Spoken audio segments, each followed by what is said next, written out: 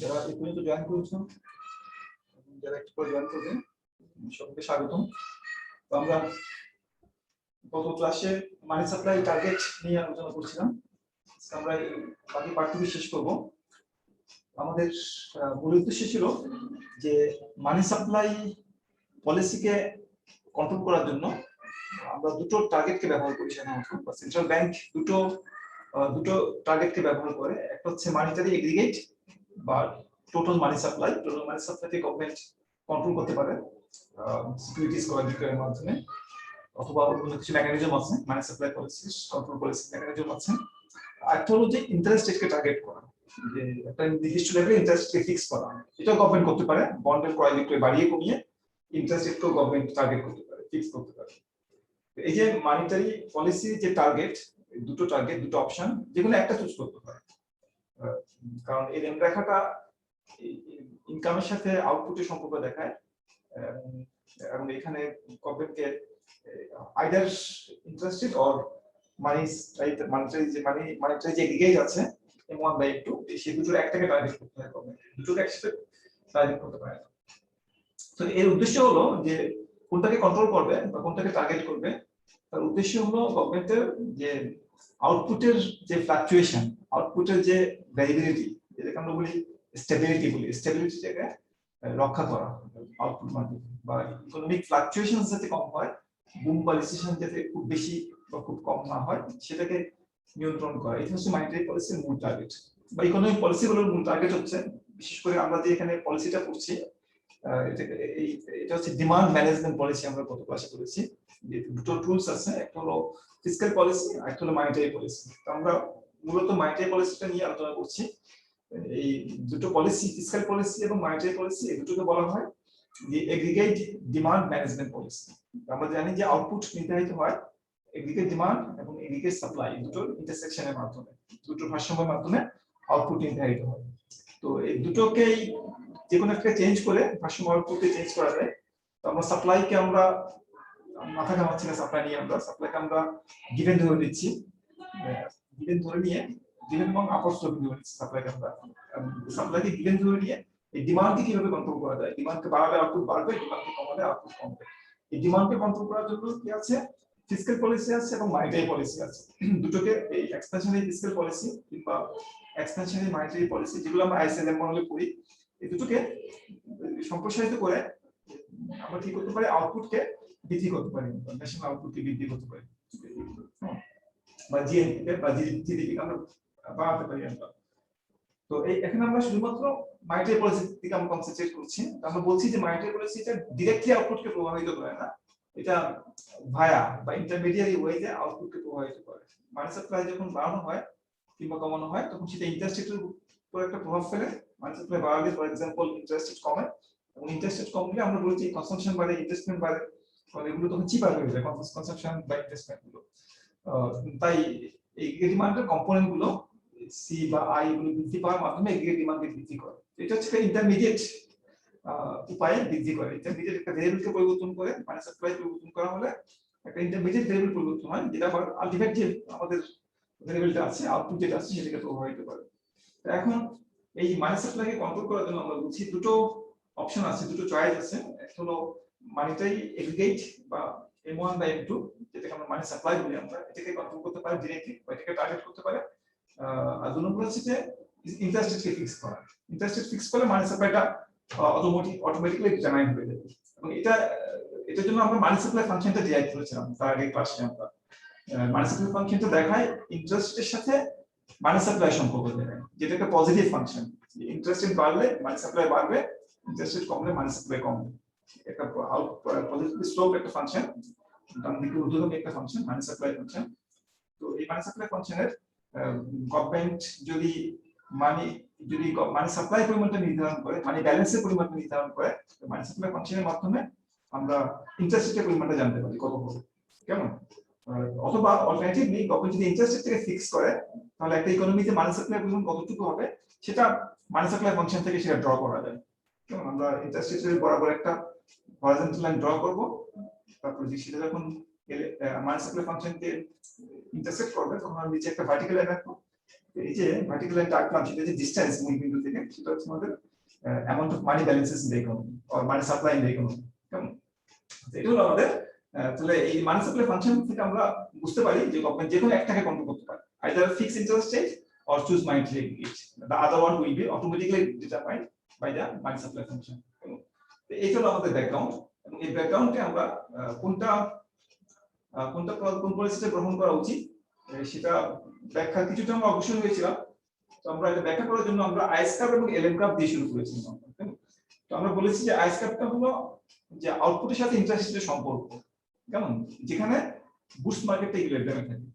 এলএম কার্ভটাও আইস কার্ভের মতোই আউটপুটের সাথে ইন্টারেস্ট রেটের সম্পর্ক, তবে পার্থক্য হলো এখানে এলএম কার্ভের মধ্যে মানি মার্কেটটা ইকুইলিব্রিয়ামে থাকে, যেটা মানি মার্কেট ইকুইলিব্রিয়ামকে প্রদর্শন করে, মানি ডিমান্ড মানি সাপ্লাই সমান হয়।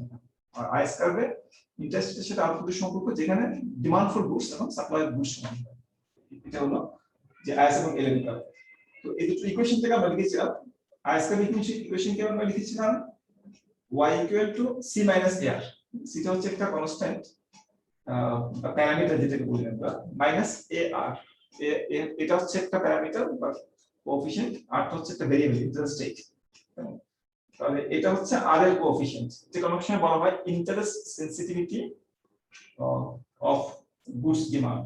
কেমন, যে আর বৃদ্ধি পেলে y পরিমাণ কি পরিমাণ বাড়বে বা কমবে সেটা এর উপর নির্ভর করবে, যে বেশি হলে বেশি কমবে, কম হলে কম কমবে। এটা আমাদের আইস কার্ভ, এটা একটা নেগেটিভ স্লোপ ডিমান্ড কার্ভ। একটা কার্ভ ছিল এলএম কার্ভ, যেটা একটা পজিটিভ স্লোপ কার্ভ, যেটাকে আমরা একটু সাজিয়ে রেখেছিলাম n equal to y minus br। y টাকে এবার বাম পাশে নিয়ে আসলে বা br টাকে বাম পাশে নিয়ে আসলে আমাদের সম্পর্কটা পজিটিভ বা স্লোপটা যে পজিটিভ সেটা বুঝে যাবে। যদিও br এর কোএফিশিয়েন্টটা এখানে নেগেটিভ দেখা যাচ্ছে, মাইনাস b দেখা যাচ্ছে, তো আমি যদি br টাকে বাম দিকে নিয়ে আসি, y এবং br দুটোকে দুপাশে রাখি, তাহলে স্লোপটা পজিটিভ দেখা যাবে। কেমন, এলএম কার্ভ স্লোপটা, সেটা এলএম কার্ভটা যে স্লোপ সেটা নির্ভর করে b এর উপর নির্ভর করে।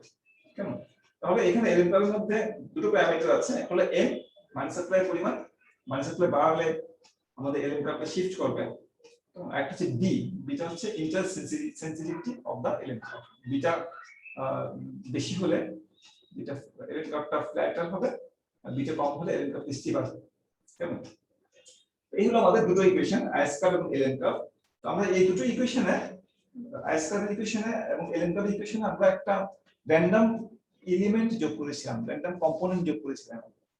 তো আমাদের যে আইস কার্ভে আমরা একটা ইউ টার্ম যোগ করেছি, y equal to c minus ar plus u টার্মটা যোগ করেছিলাম আমরা, এবং এলএম কার্ভে একটা র্যান্ডম কম্পোনেন্ট বা র্যান্ডম শক আমরা যোগ করেছিলাম, এর নাম দিয়েছিলাম v, যেটা এর সাথে সংযুক্ত করেছিলাম m plus v, এর সাথে v যোগ করে equal to y minus br। এভাবে আমরা একটু আপডেট করেছিলাম, পরিবর্তন করেছিলাম আইস কার্ভ এবং এলএম কার্ভ। আইস কার্ভের সাথে আমরা একটা র্যান্ডম কম্পোনেন্ট যুক্ত করেছি u, আর এলএম কার্ভের সাথে একটা র্যান্ডম কম্পোনেন্ট যুক্ত করেছি v, যাতে করে আইস কার্ভ এবং অর্থাৎ যদি কখনো বুস্ট মার্কেটে কোনো ডিস্টারবেন্স সৃষ্টি হয়, কোনো পরিবর্তন সৃষ্টি হয় আকস্মিক কোনো, সেটা আইস কার্ভে শিফট করবে, এবং এটা রিপ্রেজেন্ট করার জন্য আমরা ইউটা ব্যবহার করেছি। মানে ইউটা চেঞ্জ হয়ে যাচ্ছে, ইউটা 0 হলে আইস কার্ভটা স্থির থাকবে, আর ভিটা 0 হলে এলএম কার্ভটা স্থির থাকবে, আর ভিটা চেঞ্জ হলে এলএম কার্ভটা শিফট করবে, র্যান্ডমলি শিফট করবে।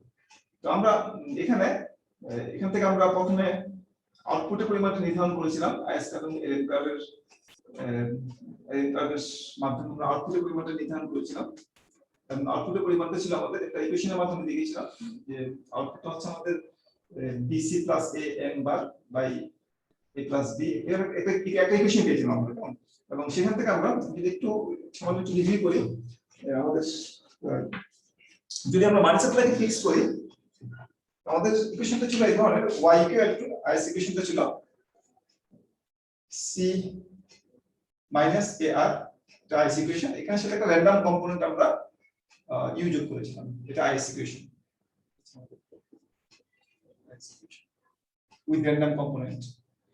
y আমাদের যে এলএন ইকুয়েশন, m এর সাথে আমরা একটা র্যান্ডম কম্পোনেন্ট যোগ করেছি, সেটা হলো আমাদের y minus br। সাধারণত y এবং br ইকুয়েশনের দুপাশে থাকে, তখন এটা স্লোপটা পজিটিভ হয়, এটাকে নিজের পাশে নিয়ে আসি, স্লোপটা পজিটিভ হবে, এবং র্যান্ডম কম্পোনেন্টটা এখানে m এর সাথে যুক্ত করেছি, এটার নাম হচ্ছে আমাদের এলএন ইকুয়েশন। তো যদি আমরা এম কে যদি ফিক্স করি আমরা, ফিক্সিং এম অর্থাৎ মনিটারি টার্গেট যদি ফিক্স করা হয়, ফিক্সিং এম এট এম বার, আমরা এম কে যদি আমরা এবারে ফিক্স করি এবং এই দুটো ইকুয়েশনকে সলভ করি, সলভ করে আমরা y এর মানটা বের করি, আউটপুটের মানটা, ভার্সন আউটপুটের মানটা বের করি, সেটা আমরা এরকম পেয়েছিলাম bc plus a m bar a plus b, এই এম বার ধরে দুটো ইকুয়েশনকে সলভ করলে y একটা মান পাওয়া যাবে, যে মানটা হচ্ছে আমাদের এই ইকুয়েশন। এখানে আমরা কনস্ট্যান্ট প্যারামিটার গুলো দিচ্ছি, কোনো ভেরিয়েবল নাই, আর এখানে ভেরিয়েবল গুলো আছে a b প্লাস bu, এটাও ভেরিয়েবল, এটাও ভেরিয়েবল। এইগুলো আমাদের আউটপুটের পরিমাণ কত হবে সেটা নির্ভর করে, ভারসাম্য কত হবে সেটা নির্ভর করছে, প্যারামিটারগুলোর উপর নির্ভর করছে, এগুলো কনস্ট্যান্ট। এবং ভি এবং ইউ, ভি হচ্ছে আমাদের মানি মার্কেট শক, মানি মার্কেট শক হচ্ছে কিনা সেটার উপর নির্ভর করছে, এবং ইউ হচ্ছে আমাদের বুস্ট মার্কেট শক, বুস্ট মার্কেটে কোনো শক হচ্ছে কিনা তার উপর নির্ভর করছে। সুতরাং আউটপুটটা নির্ভর করে boost market shock, money market shock and the parameters of the model, IS parameter and LM parameter, এগুলোর উপর নির্ভর করছে আমাদের। কেমন? আচ্ছা, এবং আমরা এখান থেকে যদি এই মানিকে যদি ফিক্স করা হয়, যদি m কে, তাহলে এটা যদি আমরা আউটপুটে ভেরিয়েবলটা না বের করি, আমরা যে ভেরিয়েবলটা পেয়েছিলাম আমরা, আউটপুটটা কিভাবে ভ্যারি করে সেটা, এটা যেহেতু কনস্ট্যান্ট, কোনো ভেরিয়েবল নাই এখানে, এটা ভেরিয়েন্স হচ্ছে 0, এখানে এটা ভেরিয়েন্স আছে, এখানে ভেরিয়েন্স আছে, আমরা রুটটা হচ্ছে 1/k, ফলে এটা কনস্ট্যান্ট ছিল 1/k স্কয়ার হবে,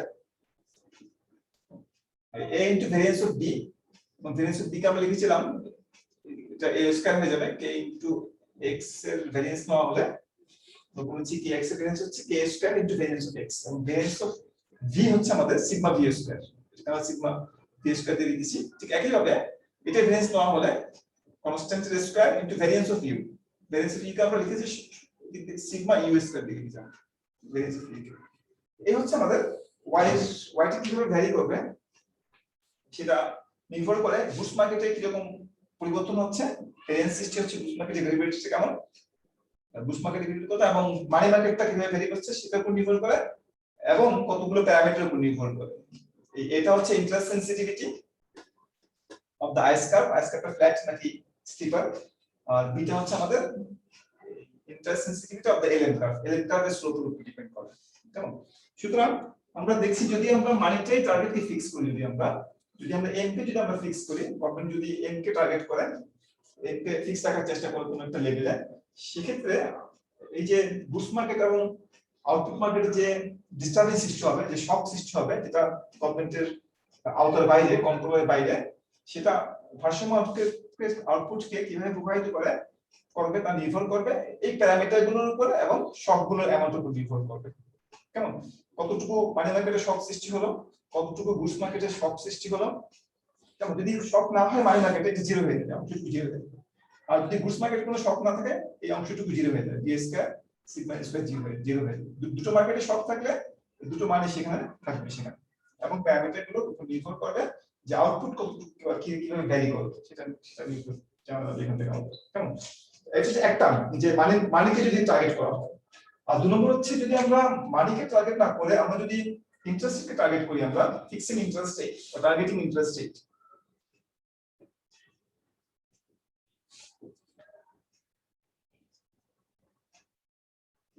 যদি আমরা ইন্টারেস্ট রেটকে টার্গেট করি, সেক্ষেত্রে আমরা বলেছি যে ইন্টারেস্ট রেটকে টার্গেট করা হলে এলএম কার্ভটা হরিজন্টাল হয়ে যায়। যখন ইন্টারেস্টকে টার্গেট করি তখন এলএম কার্ভটা আপওয়ার্ড স্লোপিং হয় না, এলএম কার্ভটা হরিজন্টাল হয়ে যায়। কারণ গভর্নমেন্ট যদি ইন্টারেস্টকে যদি ফিক্স করে, তাহলে এই whatever may be the output level, যদি এলএম কার্ভটা আমাদের আউটপুটের সাথে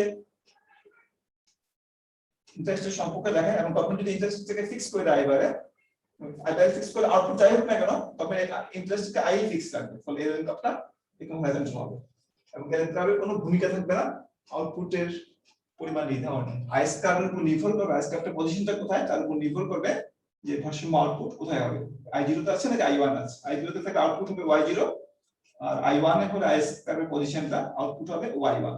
সুতরাং যদি গভর্নমেন্ট যদি ইন্টারেস্টকে টার্গেট করে, ইন্টারেস্টকে যদি কোনো একটা লেভেলে ফিক্স করে, সেক্ষেত্রে মানি সাপ্লাই মানে এলএমডাটা হরাইজন্টাল হয়ে যায় এবং এলএমডার কোনো ভূমিকা থাকে না আউটপুট নির্ধারণের ক্ষেত্রে। আউটপুট কতটুকু নির্ধারিত হবে সেটা নির্ভর করে আইএসকার্ভের পজিশনটা কোথায় বা ফিসকাল পলিসির উপর নির্ভর করে। সুতরাং যদি আমরা ইন্টারেস্ট রেটকে ফিক্স করি, যদি আমরা আর কে যদি ফিক্স করি, আমরা ইন্টারেস্ট রেটকে আমি আর এবং আই দুভাবে লিখছি মাঝে মধ্যে, এটা আর লিখলে একটু ক্লিয়ার হবে কেমন।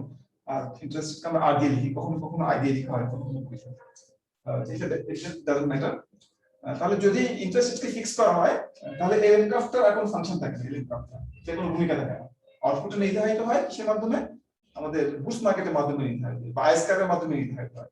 সি মাইনাস এ আর বার আর কে ফিক্স করা হলো প্লাস বি, এটা কোনো ভূমিকা নাই আউটপুট নির্ধারণ। তাহলে দুটো ইকুয়েশনকে সলভ করার দরকার নাই, এই একটা ইকুয়েশনের মাধ্যমে আউটপুটের পরিমাণটা নির্ধারিত হবে কেমন।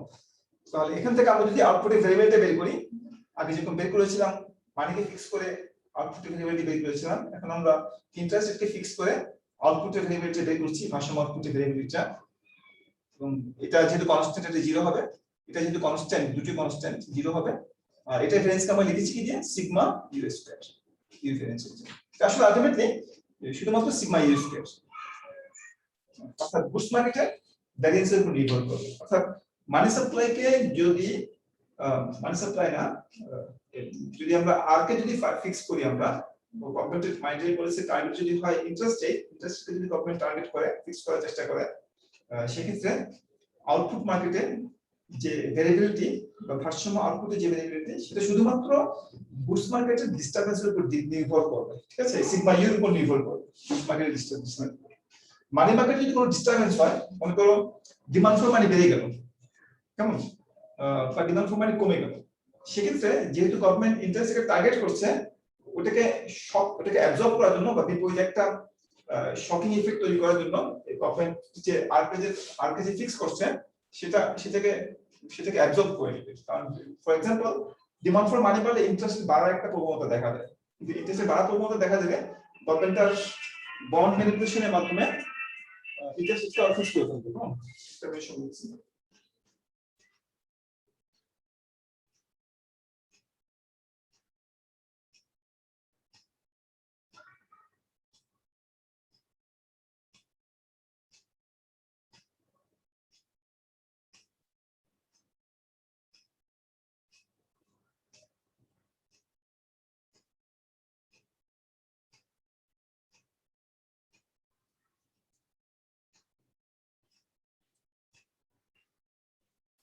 আমরা যেটা বলছিলাম যে যদি গভর্নমেন্ট ইন্টারেস্টকে টার্গেট করে, সেক্ষেত্রে শুধুমাত্র এই বুস্ট মার্কেটে যে ডিস্টারবেন্স, আইএসকার্ভে যে ডিস্টারবেন্স, সেটার উপরেই ভারসাম্য আউটপুটের পরিবর্তন নির্ভর করে। যদি গভর্নমেন্ট ইন্টারেস্টকে ফিক্স করে, সেক্ষেত্রে মানি মার্কেটে কোনো ডিস্টারবেন্স সৃষ্টি হলে গভর্নমেন্টের এই আরকে ফিক্স করার কারণে আর এর উপর কোনো প্রভাব ফেলতে পারে না। ফর এক্সাম্পল যদি ডিমান্ড ফর মানি বেড়ে যায়, তাহলে স্বাভাবিকভাবে ইন্টারেস্ট রেটে বাড়ার একটা প্রবণতা দেখা যাবে কেমন। কিন্তু ওই যে ইন্টারেস্ট বাড়ার যে প্রবণতা, সেটাকে গভর্নমেন্ট তার ইন্টারেস্টের টার্গেটের মাধ্যমে, অর্থাৎ বন্ডকে কেনাবেচা করার মাধ্যমে ইন্টারেস্ট রেটটাকে আগের লেভেলে ফিরিয়ে নিয়ে আসে। ফলে ডিমান্ড ফর মানি বাড়লো, সেটা ইন্টারেস্ট রেটের উপর কোনো প্রভাব ফেলতে পারে না বা আউটপুটের উপর কোনো প্রভাব ফেলতে পারে না। কারণ এই যে মানি মার্কেটে যে ডিস্টারবেন্স গুলো হয় মানি মার্কেটে, সেগুলো সাধারণত ইন্টারেস্ট রেটকে পরিবর্তন করে আউটপুটের উপর প্রভাব ফেলে। কিন্তু যদি সরকার যদি ইন্টারেস্ট রেটকে পরিবর্তন করতে না দেয় তার পলিসির মাধ্যমে বা অ্যাক্টিভিটিজের মাধ্যমে, তাহলে মানি মার্কেটে কোনো পরিবর্তন হলেও এই গভর্নমেন্টের ইন্টারেস্ট রেটকে টার্গেট করার কারণে সেই পরিবর্তনটা অফসেট হয়ে যায়, গভর্নমেন্টের সেটা ট্যাকেলড হয়ে যায়, কারণ আরটা ফিক্স থাকে। ফলে মানি মার্কেট ডিস্টারবেন্স কোনো প্রভাব ফেলতে পারে না।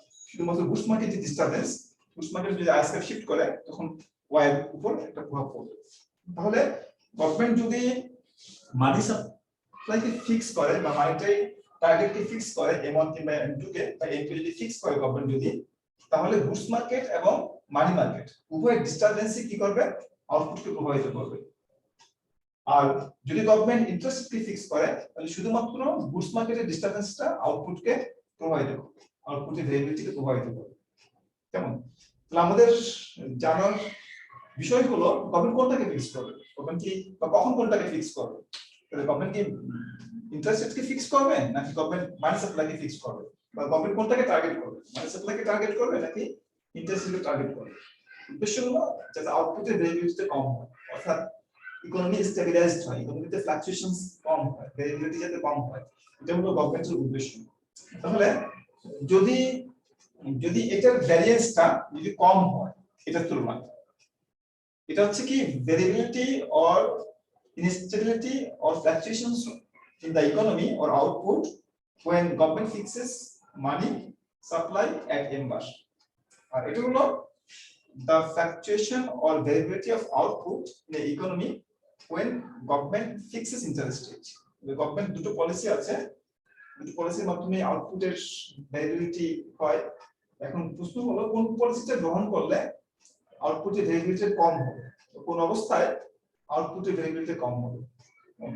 মনে করো যে গভর্নমেন্ট মানি সাপ্লাইকে ফিক্স করছে, কেমন, এবং মানি সাপ্লাইকে ফিক্স করলে কখন আউটপুটের ভ্যারিয়েবিলিটি কম হবে, বা আমরা জানতে চাচ্ছি যে কখন কোন পলিসিটা নিবে, কখন কোন টার্গেটটা ফিক্স করবে। তাহলে যদি এই মানটা যদি এই মানের চেয়ে কম হয়, কেমন, তাহলে মানিটাই টার্গেটকে ফিক্স করা উচিত হবে। আর যদি এই মানটা যদি এই মানের চেয়ে কম হয়, তাহলে গভর্নমেন্টের উচিত হবে কি ইন্টারেস্ট রেটকে টার্গেট করা, ইন্টারেস্টকে টার্গেট করে মানিটারি পলিসি চালানো, অপারেট করা। তো আমরা মনে করো আমরা একটা কন্ডিশন দেখি, আমরা যে মুছে দেই,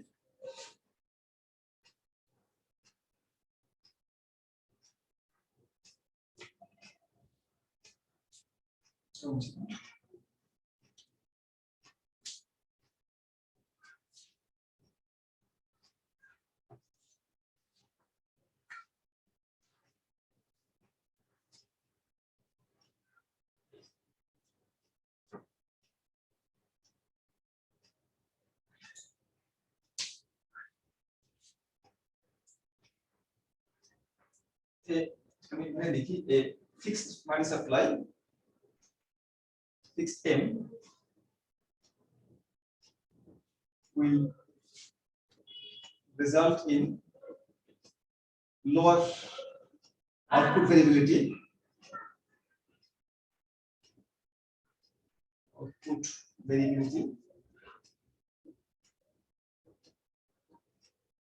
if তাহলে যদি গভর্নমেন্ট মানি সাপ্লাইকে ফিক্স করে এবং আউটপুট ভ্যারিয়েবিলিটি কম হবে, যদি এই মানটা যদি এর চেয়ে কম হয়, আমরা জানতে চাচ্ছি কখন মানি সাপ্লাইকে টার্গেট করা হলে আউটপুটের ভ্যারিয়েবিলিটি কম হবে বা ইকোনমি রিলেটিভলি স্টেবিলাইজ থাকবে, ইকোনমিতে ফ্লাকচুয়েশনস কম হবে, যেটা গভর্নমেন্টের পলিসিগুলোর মূল উদ্দেশ্য।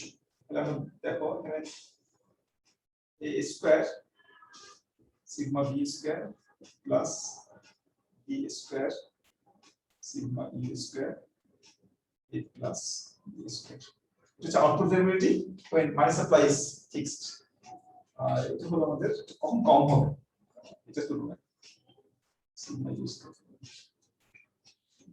এটা নির্ভর করছে কিসের উপরে, এটা নির্ভর করছে এই এখানে কিন্তু সিগমা ইউ স্কয়ার আছে না, সিগমা ভি স্কয়ার আছে, সুতরাং কখন কম হবে সেটা নির্ভর করছে কিসের উপরে, প্যারামিটারের উপর, মানের উপর নির্ভর করছে। এই a b sigma U sigma V এর মান কত তার উপর নির্ভর করছে এই পাঁচটা কখন কম হবে, এই পাশের তুলনায় কম হবে, সেটা নির্ভর করছে প্যারামিটারগুলোর উপরে এবং বুশ মার্কেট এবং মানি মার্কেটের যে ভ্যারিয়েবিলিটি, যেটাকে আমরা সিগমা ইউ স্কয়ার এবং সিগমা ভি স্কয়ার দিয়ে লিখছি, তার উপর নির্ভর করছে।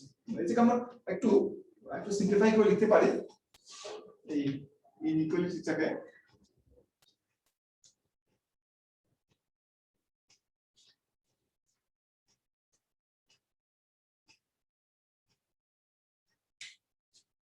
এর পাশে নিয়ে আসি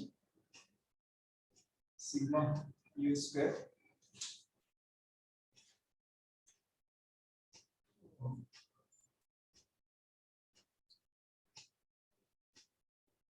sigma you square a square, দেখলা মাঝে মধ্যে স্কিপ করছি, হ্যাঁ রিটেন করলে এই কোশ্চেনগুলো পাবেন, less than a square plus 2ab, সেটা থেকে প্রথমে ভেঙে ফেলা হয়েছে a square plus 2ab plus b square করে এর সাথে গুণ করা হয়েছে, গুণ করে a স্কয়ার সিগমা ইউ স্কয়ারকে আমি বাম পাশে নিয়ে আসছি আর বাকি অংশটুকুগুলো আমি ডান পাশে রাখছি।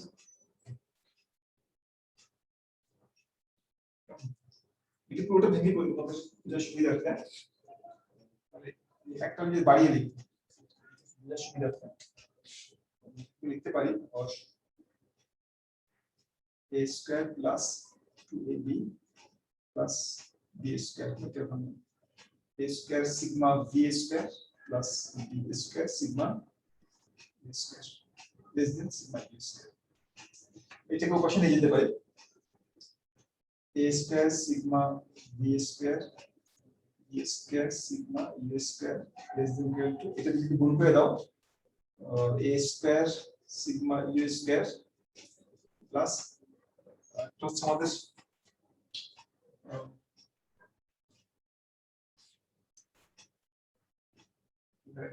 2ab sigma u square plus b square sigma u square ঠিক আছে এখান থেকে এই অংশটুকু কাটা যাবে এটার সাথে b square sigma u square এটা পাশে কাটা যাবে এখান থেকে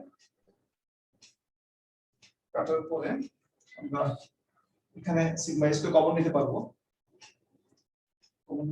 a স্কয়ার প্লাস 2ab আর এদিকে থাকবে a স্কয়ার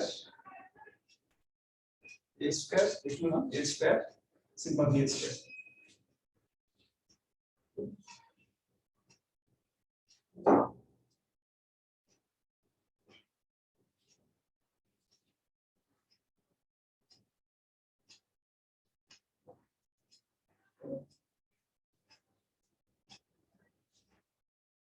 স্পেসিফিক লিস্ট তো বা এটাকে কিভাবে লিখতে পারো যে or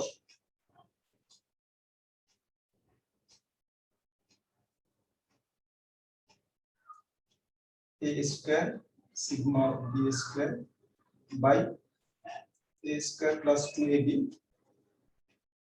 less than sigma b square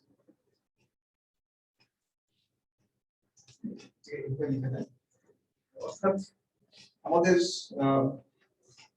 যে মানি সাপ্লাই টার্গেটটা দেওয়া হলে আউটপুট ভেরিয়েবিলিটি কম হবে মানি সাপ্লাই টার্গেট সুপিরিয়র হবে যদি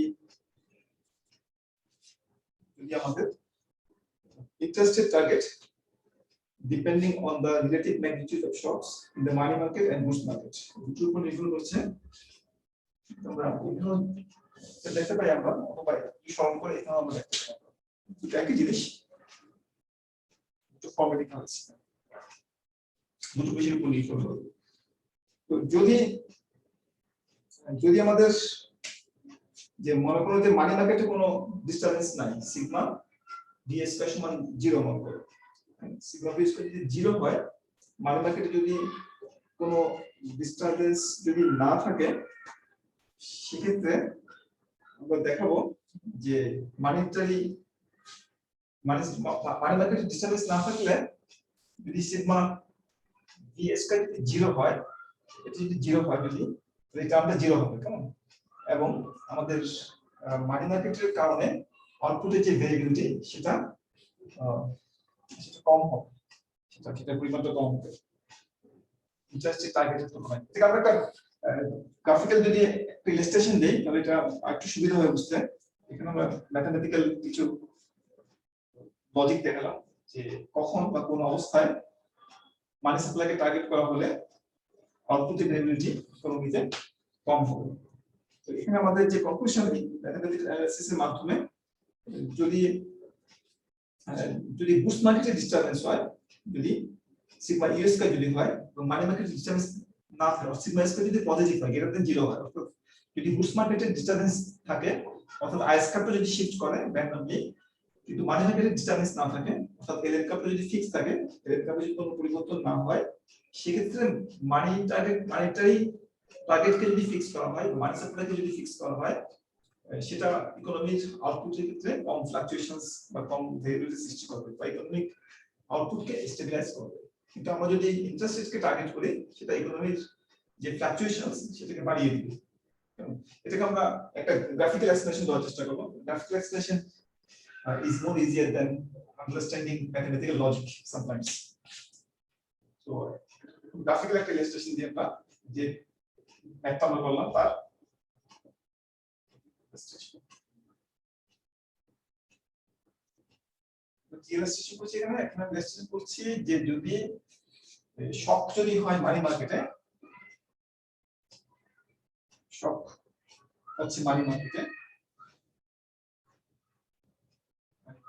তার মানে হচ্ছে আমাদের সিগমা ভি স্কয়ার এটা নট জিরো, পজিটিভ আর নেগেটিভ, কেমন?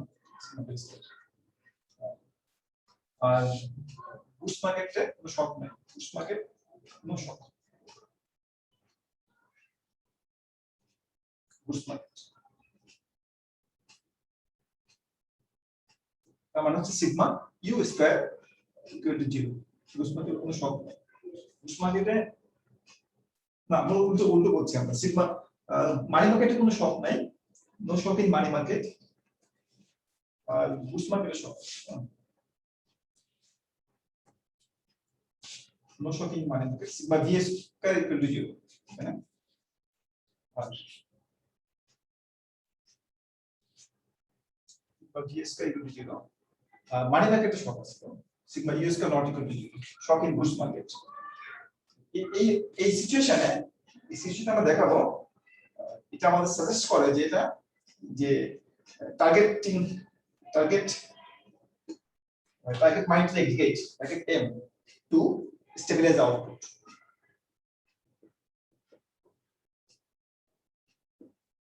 এটা আমরা ডেসিশন করার চেষ্টা করব। যদি বুস্ট মার্কেটে শক হয়, আই স্কয়ার যদি র্যান্ডমলি শিফট করে, কিন্তু মানি মার্কেটে যদি কোনো শক না থাকে, তাহলে আউটপুটের ভেরিয়েবিলিটিকে কন্ট্রোল করার জন্য মানিটারি টার্গেট হিসেবে এম কে কন্ট্রোল করা উচিত হবে। মানিটারি এগ্রিগেটকে M1 থেকে M2 কে কন্ট্রোল করা উচিত হবে গভর্নমেন্টের, instead of targeting interest rate. এটা আমরা একটা দেখানোর চেষ্টা করব আইএসএল ডায়াগ্রামের মাধ্যমে।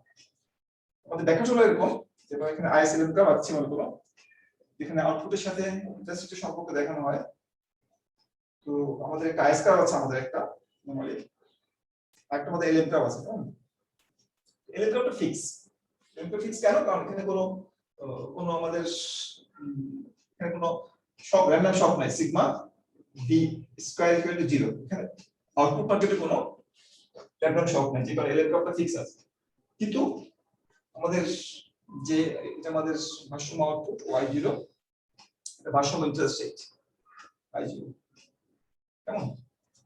কিন্তু আমাদের বুস্ট মার্কেট শক আছে, এটা কখনো উপর দিকে যাবে i0 থেকে is1 এ যাবে, কখনো এটা নিচের দিকে আসবে is2 তে আসবে। এখানে আমাদের সিগমা ইউএস স্কয়ার বুস্ট মার্কেটের যে শক সেটা নট জিরো, এটা স্থির না, বুস্ট মার্কেটের শক আছে, বুস্ট মার্কেটে আকস্মিক পরিবর্তন আছে, যে কারণে আমাদের আইএস কার্ভটা শিফট করছে, কখনো ডান দিকে কখনো বাম। এখন যদি এই সিচুয়েশনে গভর্নমেন্ট যদি ইন্টারেস্ট রেটকে ফিক্স করে, এটা আর দিয়ে দিই ইন্টারেস্ট রেটকে কনসিস্টেন্ট থাকার জন্য, আর যদি ফিক্স করে বারবার যদি ফিক্স করে, তখন এলএম দেখাটা এখানে ফিক্স হয়ে যাবে। আমরা বলেছি যে যদি এলএম when r equal to r আর যদি r বারে ফিক্স করা হয় ইন্টারেস্ট রেটকে, তখন এলএম কার্ভটা হরাইজন্টাল হয়ে যায়, যেখানে ফিক্স করেছে ইন্টারেস্ট রেটকে সেখানে হরাইজন্টাল হয়ে যায়, ইফেক্টিভ এলএম কার্ভ হয়ে যায়, ভারসাম্য হচ্ছে এটা। তো এখন যদি আমাদের যদি এলএম কার্ভকে ফিক্স করে, আমরা বলছি কি ইন্টারেস্টকে ফিক্স করলে এটা এলএম কার্ভ হয়ে যায়। আর যদি গভর্নমেন্ট যদি মানি সাপ্লাইকে ফিক্স করে, মানে এটাকে ফিক্স করে, তাহলে এলএম টাকাটা এখানে ফিক্স থাকে, এলএম টাকা, কেমন? তাহলে এখানে দুটো সিচুয়েশন আছে আমাদের। একটা সিচুয়েশনে গভর্নমেন্ট যদি ইন্টারেস্টকে টার্গেট করে, এটা হয় আমাদের এলএম টাকা। আর গভর্নমেন্ট যদি মানি সাপ্লাইকে ফিক্স করে, মানি সাপ্লাইকে টার্গেট করে, মানি সাপ্লাইকে চেঞ্জ হতে না দেয়, তাহলে এলএম টাকা হয় এটা। তাহলে এলএম টাকাটা দুই রকম হতে পারে, depending on the target of the government or central bank. If central bank targets interest rate, then LM curve becomes horizontal at the interest rate where the government is targeting. Government যদি আরবারে interest rate target করে, LM curve আরবারে horizontal। Contrary to this, when the government fixes money supply, then LM curve remains fixed at its original level. LM curve টা LM0, তাহলে LM curve টা LM0 হতে পারে যখন government মানি সাপ্লাইকে fix করে, আর LM curve টা horizontal হবে interest লেভেলে যখন গভর্নমেন্ট ইন্টারেস্টকে ফিক্স করে। এখন গভর্নমেন্ট যদি মানি সাপ্লাইকে ফিক্স করে, এটা হবে এলএম টাকা, কেমন? এবং আমরা যেহেতু বলছি যে আইএস কার্ভটা র্যান্ডমলি শিফট করছে, কখনো ডানে কখনো বামে, বুস্ট মার্কেটের যে পরিবর্তন সেই কারণে। তো এখন বুস্ট মার্কেটে শিফট হচ্ছে কখনো ডানে কখনো বামে। তো ডানে শিফট করলে আমাদের আউটপুট হবে এখানে, যদি গভর্নমেন্ট মানি সাপ্লাইকে ফিক্স করে, আর আজকে বাম দিকে শিফট করলে আমাদের আউটপুট হবে কোথায়, y2। এটা হবে আমাদের আউটপুটের যে ভেরিয়েবিলিটি, এটা হবে যখন when government controls the monetary target, monetary aggregate। Government যখন মানি সাপ্লাইকে কন্ট্রোল করবে তখন আউটপুটের ভেরিয়েবিলিটি হবে y2 থেকে y এর পর্যন্ত। কিন্তু গভর্নমেন্ট যদি মানিটারি টার্গেটকে ফিক্স না করে বা এগ্রিগেট মানি সাপ্লাইকে ফিক্স না করে, গভর্নমেন্ট ইন্টারেস্ট যদি ফিক্স করে, তাহলে এলএমটা হবে এটা, এলএমটা হবে এটা হবে না। এবং এলএমটা যদি এটা হয় তাহলে আইএস কার্ভ যদি আমাদের বামে শিফট করে তখন আমাদের আউটপুটটা হবে এখানে আইএস কার্ভ এবং এলএম কার্ভে যাব, কিন্তু সেখানে আমাদের এখানে আমাদের y4 মনে করব কেন। আর যদি আইএস কার্ভ ডান দিকে শিফট করে তখন আমাদের আউটপুট হবে কত, y মনে করব y3 মনে করব, এবং আউটপুটের ভেরিয়েবিলিটি তখন অনেক বেশি হবে আউটপুটের ভেরিয়েবিলিটি, তাই না? তাহলে এটা হচ্ছে output variability when government targets the monetary aggregate or government targets m or fixes m, এটা হচ্ছে আউটপুট ভেরিয়েবিলিটি। আর output variability becomes higher when government targets interest rate and LM curve becomes horizontal। তাহলে আমরা দেখছি যদি ডিস্টারবেন্সটা যদি boost market সৃষ্টি হয়, কেমন বুস্ট মার্কেটে যদি ডিস্টারবেন্স সৃষ্টি হয়, তাহলে গভর্নমেন্টের উচিত হবে কাকে টার্গেট করা, এম কে টার্গেট করা, to stabilise output for us to output place more stabilised compared to the situation where government targets the interest rate। Interest রেটকে টার্গেটের পরিবর্তে তখন যদি এম কে টার্গেট করে সেক্ষেত্রে আউটপুটের ফ্লাকচুয়েশনটা কম হবে। এটা একটা আমরা এখানে ইন্টারপ্রিটেশন দিলাম, কেমন? আচ্ছা, এখন এখানে বলছি আমরা যদি সবটা যদি কোথায় হচ্ছে আমাদের বুস্ট মার্কেট হয়, এখন সবটা যদি মানি মার্কেট হয়, সব যদি মানি মার্কেট হয় তাহলে আমাদের কোনটাকে টার্গেট করা উচিত? যে সবটা যদি মানি মার্কেট হয় তাহলে আমরা কি টার্গেট কি ইন্টারেস্টকে করব নাকি মাইন্ড এগ্রিগেটকে করব, সেটা আমরা দেখার চেষ্টা করছি, কেমন? আচ্ছা, আমরা আরেকটা সিচুয়েশন, দুই নম্বর সিচুয়েশন দেখি আমরা এখানে, তারপর আমরা কনক্লুশনটা দিব এই সেকেন্ড সিচুয়েশনটা আলোচনা করার পরে।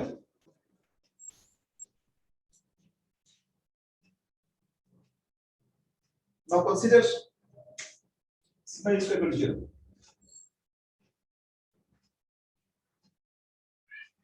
Consider sigma is equal to 0. That is, আমরা বলছি যে বুস্ট মার্কেটে কোনো শক নাই, মানি মার্কেটে শক আছে। And sigma v is not equal to 0. অর্থাৎ বুস্ট মার্কেটে কোনো শক নাই, শকটা হচ্ছে কোথায়, মানি মার্কেটে। এই সিচুয়েশনে আমরা দেখাবো যে যে যদি গভর্নমেন্ট ইন্টারেস্টকে টার্গেট করে, টার্গেটিং ইন্টারেস্ট রেট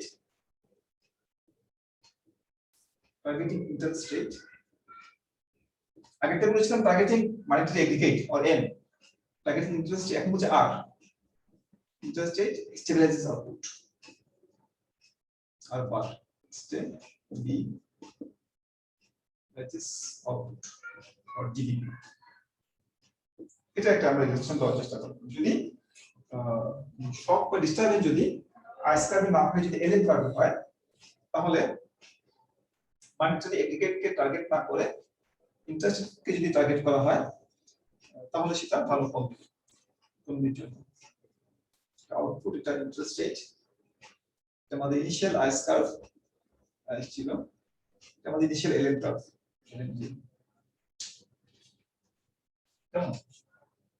এবং আমাদের ভারসাম্য আউটপুট হলো y0,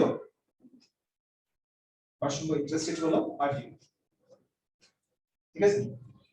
এখন শকটা হচ্ছে কোথায়, এই বুটমাসের কোনো শক নাই, শকটা হচ্ছে মানি মার্কেট। এটা কখনো ডান দিকে শিফট করছে, মানি মার্কেট ডিসটেন্সের কারণে কখনো বাম দিকে চলে আসছে। এটা গভর্নমেন্টের পলিসির কারণে না, মানি সাপ্লাই বৃদ্ধির আশার কারণে না, এটা এক্সট্রেনিয়াসলি ঘটছে, এটা এক্সোজেনাসলি ঘটছে। ইন্টারন্যাশনাল সিচুয়েশন বা গভর্নমেন্টের কন্ট্রোলের বাইরের সিচুয়েশনের কারণে এলএম কার্ভটা কখনো নিচে নামছে, কখনো উপর দিকে চলে আসে, LM1 কিংবা LM2 হয়ে যাচ্ছে, এলএম কার্ভটা শিফট করছে। তো গভর্নমেন্ট যদি এই অবস্থায় গভর্নমেন্ট যদি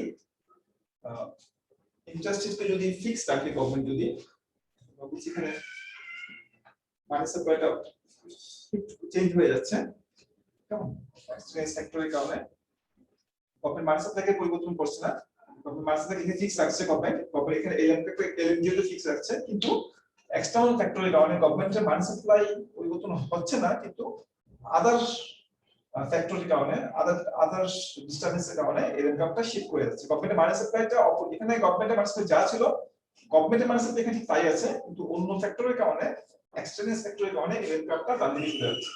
এবং আউটপুটটা আমাদের যদি এলএম কার্ভ ডান দিকে সরে যায়, গভর্নমেন্টের মানি সাপ্লাই এখানেও যা ছিল এখানেও তা আছে, কিন্তু অন্য ফ্যাক্টরের কারণে সেটা ডান দিকে সরে যাচ্ছে।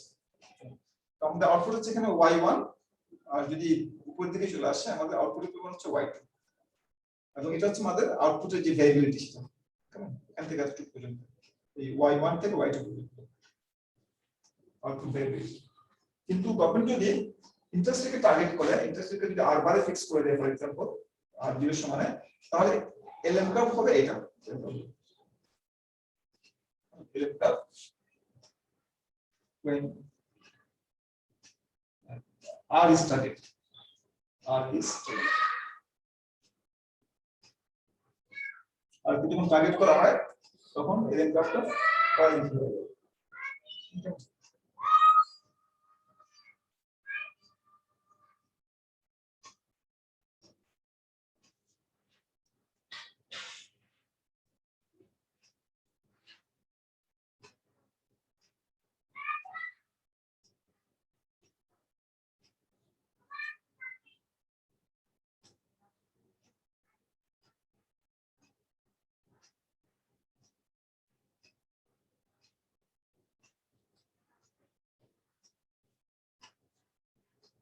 যখন আকে ফিক্স করা হয়, আকা যদি ফিক্স করা হয়, তখন যে এলএম কার্ভ শিফটিং এর যে টেন্ডেন্সি সেটা সেটা আর থাকে না, মানে এক্সিস্ট করে না। অর্থাৎ এই এলএম কার্ভটা যদি ডান দিকে শিফট করে এই মানি মার্কেট শকের কারণে, কিংবা দেখো এলএম কার্ভ যদি ডান দিকে শিফট করে তখন ইন্টারেস্ট রেট কিন্তু ফল করে, কিন্তু কখন যদি ইন্টারেস্ট রেটকে টার্গেট করছে, ইন্টারেস্ট রেটকে, তাই এলএম কার্ভটা এখানে চলে আসবে। এখানে খেয়াল রাখবে যে যখন আমরা যেন বলছি, যখন গভর্নমেন্ট ইন্টারেস্ট রেটকে টার্গেট করে তখন এলএম কার্ভ একটাই ভ্যালু, এটাই এলএম কার্ভ, এটাও হয় না, এটাও হয় না, এটাও হয় না, এলএম কার্ভ হচ্ছে এই হরাইজন্টাল এলএম। যদিও মানি মার্কেটের শক আছে, মানি মার্কেটের শক থাকলে এলএম কার্ভটা LM1 হতে পারে, LM0 থেকে LM1 এ চলে যেতে পারে, কিংবা LM0 থেকে LM2 তে চলে আসতে পারে, কেমন?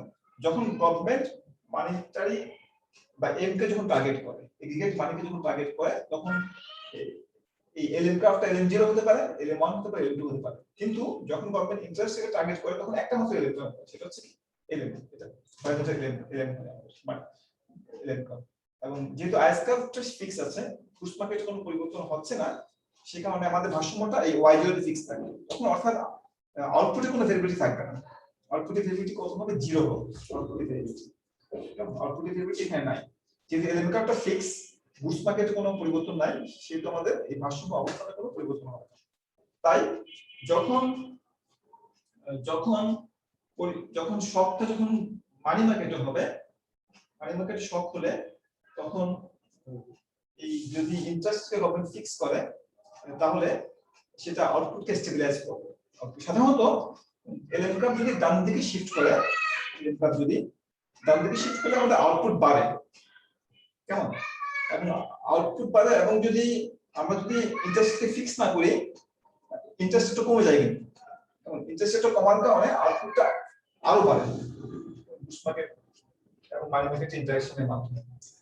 তাই যদি স্টারনেট যদি মানি মার্কেটের সৃষ্টি হয়, তাহলে এই ইন্টারেস্টকে যদি টার্গেট করা হয়, ইন্টারেস্ট যদি স্থির রাখা হয়, তাহলে আউটপুটটা স্থির থাকবে, আউটপুটটা বাড়বে না। কিংবা এলএম কার্ভ যদি বামে শিফট করে, তাহলেও ইন্টারেস্ট রেটটা ফিক্স থাকার কারণে, কারণ মনে রাখবে যে মনিটারি পলিসির চ্যানেল হচ্ছে for effecting output is interest rate. Interest রেটের মাধ্যমে ইন্টারেস্ট রেটকে পরিবর্তন করার মাধ্যমে এই মনিটারি পলিসিটা কি করে আউটপুটকে প্রভাবিত করে। এখন ইন্টারেস্ট রেটকে যদি ফিক্স করে দেওয়া হয় তাহলে মনিটারি চ্যানেল যেটা আছে ট্রান্সমিশন মেকানিজম সেটা স্টপ হয়ে যায়, সেটা বন্ধ হয়ে যায়, সেটা কাজ করে না। সেই কারণে আউটপুটটা আমাদের ফিক্স হয়ে যায় যখন ইন্টারেস্ট রেটকে ফিক্স করা হয়। শুধুমাত্র বুস্ট মার্কেট ডিস্টারবেন্সটাই আউটপুটকে প্রভাবিত করতে পারে।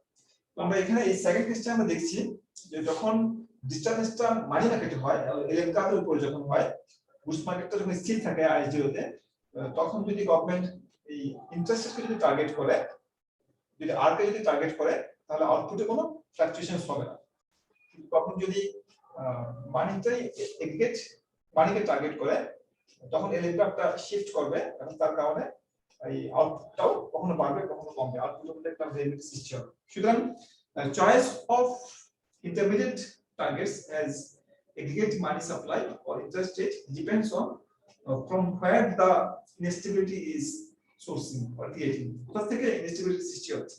যদি বুস্ট মার্কেট যদি instability সৃষ্টি হয়, বুস্ট মার্কেট থেকে যদি ইকোনমিক instability সৃষ্টি হয়, আইএসকারের যে সকল কারণে শিফট হয়, আইএসকারের শিফটিং এর কারণে যদি আমাদের ইকোনমিক instability সৃষ্টি হয়, তাহলে ইকোনমিতে যে পরিবর্তনটা আসছে, ফ্লাকচুয়েশনস আসছে, বিজনেস সাইকেল সৃষ্টি হচ্ছে, সেটা সোর্সটা কোথায় তার উপর নির্ভর করবে। অনেকটা ডাক্তার যখন রোগীকে ওষুধ দেয়, অর্থনীতিবিদ অর্থনীতির কোনো সমস্যা হলে সেখানে একটা প্রেসক্রিপশন দেয়, কেমন ওটা সাথে মিল আছে। মনে করো শরীরের টেম্পারেচারটা বৃদ্ধি পেল, কেমন শরীরের টেম্পারেচার বৃদ্ধি পেলে ডাক্তার দেখবে যে শরীরের টেম্পারেচারটা কেন বৃদ্ধি পেয়েছে, কি ভাইরাসের কারণে বৃদ্ধি পেয়েছে নাকি অন্য কোনো কারণে বৃদ্ধি পেয়েছে, কারণটা প্রথমে খুঁজে বের করার চেষ্টা করুন। যে কারণে ডাক্তাররা কি করে ডায়াগনোসিস টেস্ট দেন, বিভিন্ন রকম ডায়াগনোস্টিক টেস্টের উদ্দেশ্য হচ্ছে সোর্সটা খুঁজে বের করা। অসুখটা যে লক্ষণ যেগুলো দেখা যাচ্ছে, একই লক্ষণ বিভিন্ন কারণে দেখা দিতে পারে। টেম্পারেচার বৃদ্ধি শরীরের বিভিন্ন কারণ হতে পারে, ভাইরাসের কারণ হতে পারে, বা ইন্টারনাল কোনো অর্গানের ম্যালফাংশনের কারণ হতে পারে, বিভিন্ন কারণ হতে পারে। কারণটা আইডেন্টিফাই করার চেষ্টা করেন ডাক্তার প্রেসক্রিপশন দেওয়ার আগে। ওই কারণটা যদি উনি আইডেন্টিফাই করতে পারেন, সেই অনুযায়ী উনি প্রেসক্রিপশন দেন। ইকোনমিক পলিসি মেকার যারা আছেন তারাও ঠিক একই রকম কাজ করেন, তারাও দেখার চেষ্টা করেন যে ইকোনমিতে যে রিসেশন কিংবা ইকোনমিক যে বিজনেস সাইকেল বা ইকোনমিক যে আউটপুট যে পরিবর্তন হচ্ছে সেটা কি কারণে ঘটছে, সোর্সটা কোথায়, সোর্সটা কি মানি ডিমান্ডের পরিবর্তনের কারণে ঘটছে, অথবা সেটা কি এক্সপোর্টের পরিবর্তনের কারণে ঘটছে নাকি ইম্পোর্টের পরিবর্তনের কারণে ঘটছে, কেন ঘটছে সেটা সোর্সটা কি বুস্ট মার্কেটে নাকি মানি মার্কেটে, সেটাকে আইডেন্টিফাই করার চেষ্টা করেন এবং সেই অনুযায়ী তারা পলিসি প্রেসক্রাইব করেন। ইন্টারেস্ট রেটকে টার্গেট করতে হবে নাকি এগ্রিগেট মানি সাপ্লাইকে টার্গেট করতে হবে, সেটাই ভালো ফলাফল দিবে। সেটা আমাদের বোঝার জন্য আমাদের এই অর্থাৎ গভর্নমেন্ট কোন পলিসিটা নিলে কিভাবে ইকোনমি কন্ট্রোল করবে সেটা জানার জন্য ইকোনমিক যে পরিবর্তনটা ঘটছে সেটা কিসের মাধ্যমে ঘটছে, কোথা থেকে ঘটছে সেটা বোঝার চেষ্টা করি। তাহলে আমাদের এই যে আলোচনা সেটা একটা কনক্লুশন যদি আমরা ড্র করি, আমরা সংক্ষেপে ভেবে লিখতে পারবো।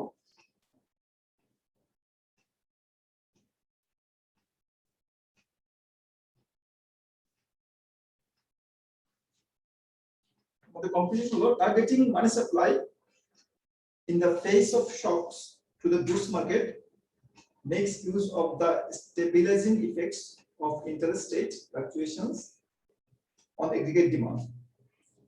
A positive shock shifting the ice curve up, for example, increases the interest rate along a given LM curve. This crowds out investment and partially affects the effect of the shock. If the interest rate were held constant instead by shifting the LM curve out or making the LM curve horizontal, then this would add to the effects of the initial shock. It's our conclusion. If the situation is reversed and the shock is originated or sourced in the money market or money, for example, in money demand, then affecting the shock by changing money supply to maintain a target level of R will leave the LM schedule unshifted or unchanged. যদি R কে target করা হয় তাহলে LM গ্রাফটা কোনো পরিবর্তন আসবে না and maintain the original equilibrium intact. আমাদের যে প্রাথমিক ভারসাম্য ছিল y0 সেখানে সে অগ্রগতি হয়ে থাকবে। Thus the choice between targeting interest rate or money supply will depend on the parameters of the I square and LM curve and the sources of variability, that is sigma U square and sigma V square,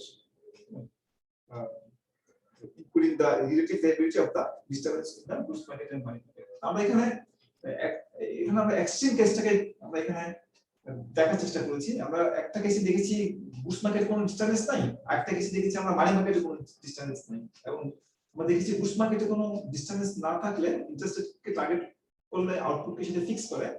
আরেকটা case দেখেছি আমরা যদি মানি মার্কেটে কোনো disturbance না থাকে সেক্ষেত্রে monetary টার্গেটকে fix করলে বা এম কে ফিক্স করলে আউটপুট ভেরিয়েবিলিটি কম হয়। কিন্তু বাস্তবে বুস্ট মার্কেটেও আমাদের একটা ভেরিয়েবিলিটি থাকবে, মানি মার্কেটও, কারণ দুটো মার্কেটই চেঞ্জ হয়, কোনো একটা মার্কেট স্থির থাকে না, একটা মার্কেট পরিবর্তন হয় তা না, বাস্তবে দুটো মার্কেট চেঞ্জ হয়, ভেরিয়েবিলিটি হয় বুস্ট মার্কেটে ভেরিয়েবিলিটি হয় যেন মানি মার্কেটে ভেরিয়েবিলিটি হয়। সেই কন্টেক্সটে সেক্ষেত্রে আমরা কি করব?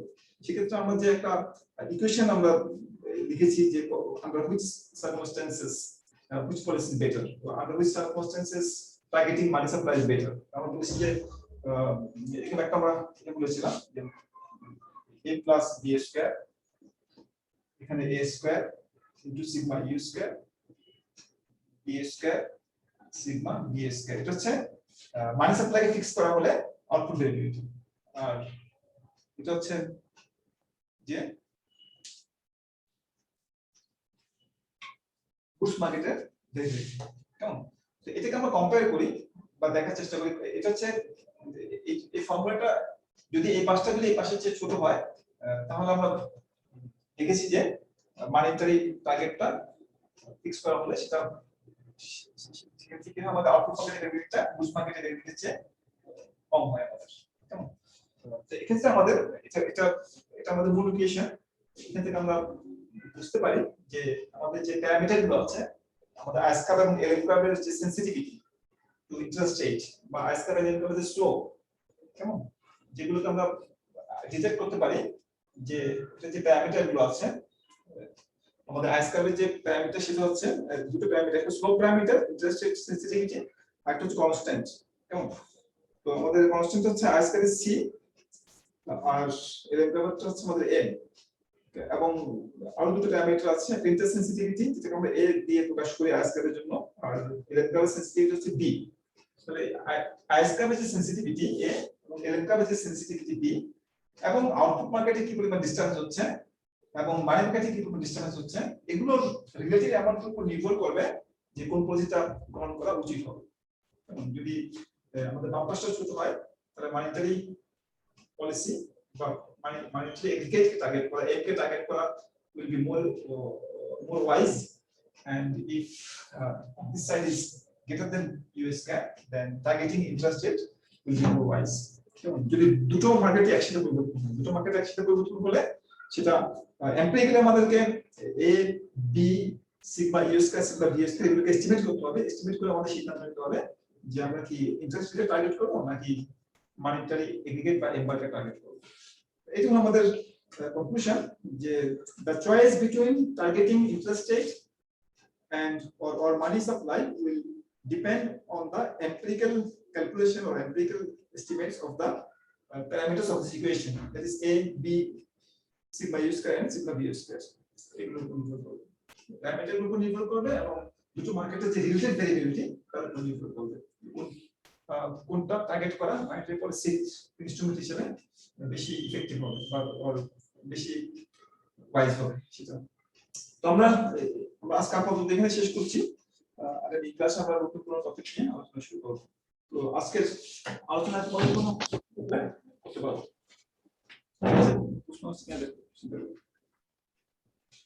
এই টপিকটার জন্য ব্যানসনের উপরে চ্যাপ্টার রেফারেন্স হিসেবে আমাদের ক্লাসে যেটা শিখে সলভ করতে কাজে লাগবে। ব্যানসনের উপরে একটা अवेलेबल পাওয়া যায়, আমাদের লাইব্রেরিতেও আছে, চ্যাপ্টার 15 চেক ভালো করে দেখুন। স্যার আমাদের মিডে স্যার আমাদের সিটিতে কোশ্চেন যেগুলো করছেন স্যার ওটাতে মার্ক ডিস্ট্রিবিউশন কেমন স্যার? মানে তিনটা আমাদের যা মার্কস থাকে এই মার্কস, তোমাদের সিটিতে কত মার্কস থাকে?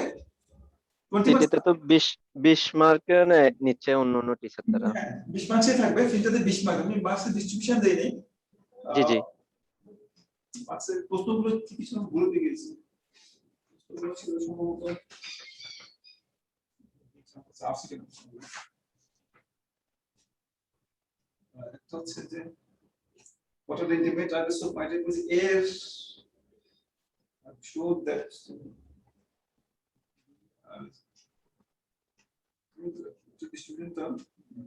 স্যার কোয়েশ্চন তো তিনটাই না স্যার? কোয়েশ্চন তো 8 16 প্রথমটা 6 দিয়ে আমি বাকি 6 7 7 এই হচ্ছে 6 মার্কস ডিস্ট্রিবিউশন জি স্যার। মার্কস হচ্ছে এ হচ্ছে 6 এ আর 7 হচ্ছে বি 7 হচ্ছে সি ঠিক আছে আর 14 আর 14 স্যার আমাদেরকে বুক পিডিএফটা দিলে ভালো হয় একটু ইংলিশে মানিয়ে নিতে ব্যাচ চ্যাপ্টার এই 15 বই থেকে বললে হবে? হ্যাঁ চ্যাপ্টার 15 এখানে কি আছে বলে একেবারে হুবহু পারবো না ঠিক আছে জি স্যার। ধন্যবাদ স্যার। হ্যাঁ ঠিক আছে ধন্যবাদ আমি তাহলে আসসালামু আলাইকুম। স্যার একটা কথা ছিল স্যার। বলো বলো স্যার বইটার সফট কপি স্যার আপনার কাছে আছে? না এটা সবকিছু পাওয়া যায় না এটা আমি অনেক সার্চ করেছি তোমার পেজটা আমাকে দিও আমি পাইনি সার্চ করে স্যার কোন এই বই অন্যটারও নাই? ইয়েতে মনে পাবে ডন বুস্টটা পাবে কিন্তু ডন বুস্টটা তোমার এই এগুলো পাবে না তো ডন বুস্ট তোমাদের আমি যেটা পড়েছি সেটা ব্যান্সন ছাড়া 90 থেকে পরে তোমরা আসলে এই সুবিধা করতে পারবে না ব্যান্সন হুবহু পাবে লেকচারটা হুবহু পাবে সেখানে ব্যান্সনটাই বেস্ট এই এটার জন্য থ্যাংক ইউ স্যার। এটা বইটা তো অ্যাভেলেবল বাজারে 100 টাকা 150 টাকা দিলে কিনতে পাওয়া যায় অথবা তোমাদের লাইব্রেরিতেও আছে লাইব্রেরি থেকে ওই চ্যাপ্টারটা ফটোকপি করে নিতে হয় যেটা খরচ করে কেমন অথবা ওটা বইটার দাম খুব বেশি না এখন তো ফটোকপি ওই বই পাওয়া যায় 150 টাকা 200 টাকা দিয়ে পেয়ে যাবে বইটা কিনে রাখতে পারো বইটা তোমার কাজে লাগবে বিভিন্ন সময় অথবা শুধু চ্যাপ্টার 15টা ফটোকপি করে দিবে ঠিক আছে